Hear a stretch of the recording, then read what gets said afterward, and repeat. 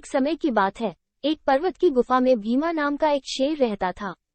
भीमा शेर बड़ा ही शक्तिशाली और खूंखार था, इसलिए उसकी गुफा के आसपास किसी में भी जाने की हिम्मत नहीं होती थी। अगर गलती से कोई जानवर वहां चला गया तो वो वहां से बचकर नहीं आता था।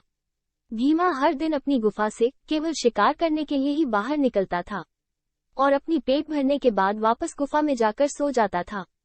फिर एक दिन अचानक न जाने कहां से उसकी गुफा में एक चूहा आ गया और वह भी वहीं एक बिल बनाकर रहने लगा।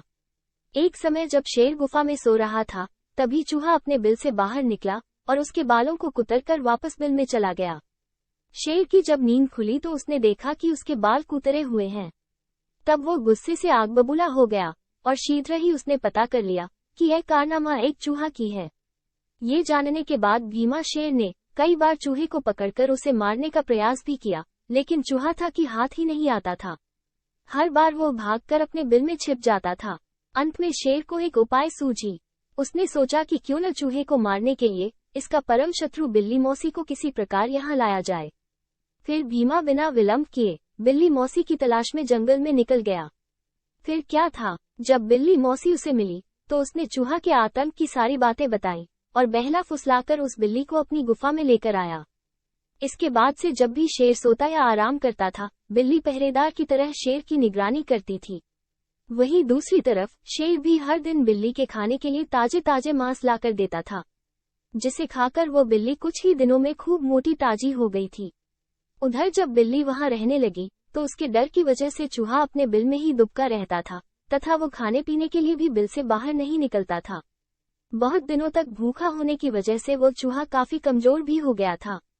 तभी एक दिन भूख प्यास से व्याकुल होकर चूहा अपने बिल से बाहर निकला तो उसने देखा कि शेर अपनी गुफा में आराम फरमा रहा है और बिल्ली ताजे ताजे मांस खाने में व्यस्त है।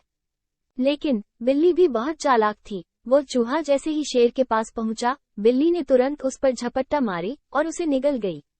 फिर बिल्ली मन ही मन बहुत खुश थी कि जब वो शेर को ये बताएगी कि चूहे से अब परेशान होने की जरूरत नहीं है, तो भीमा शेर बहुत खुश हो जाएगा और उसे ढेर सारे ताजे मांस लाकर खाने को देगा। जब शेर अपनी नींद से जागा तो बिल्ली ने उसे बताया कि उसने चूहे को मार दिया है। तो बिल्ली की बात सुनकर शेर बहुत खुश हुआ, क्योंकि अब उसकी परेशानी दूर हो गई थी, इसलिए वो बिल्ली अब उसके किसी काम की नहीं थी। फिर उसी दिन से शेर ने बिल्ली के लिए मांस लाना बंद कर दिया। इसके बाद खाना नहीं मिलने से भूखी प्यासी बिल्ली कमजोर होने लगी थी। उसे भीमा शेर की कुटिल मानसिकता समझ में आ गई। उसे समझ आ गया था कि शेर उसे मांस सिर्फ चूहे की वजह से देता था। अब चूहा नहीं है तो उसे उसकी कोई जरूरत नहीं है। फिर एक दिन वो बिल्ली शेर से नजर बचाकर उस गुफा को छोड़कर वहां से चली गई। इसीलिए कहा गया है, चापलूसों से सावधान रहें, क्योंकि चापलूस लोग अपना काम निकालने के लिए आपकी खूब आल भगत करेंगे और जैसे ही उनका काम निकल जाएगा वे आपको दूध की मक्खी की तरह निकाल कर फेंक देंगे। ठीक उसी तरह जैसे भीमा शेर ने बिल्ली मौसी के साथ किया।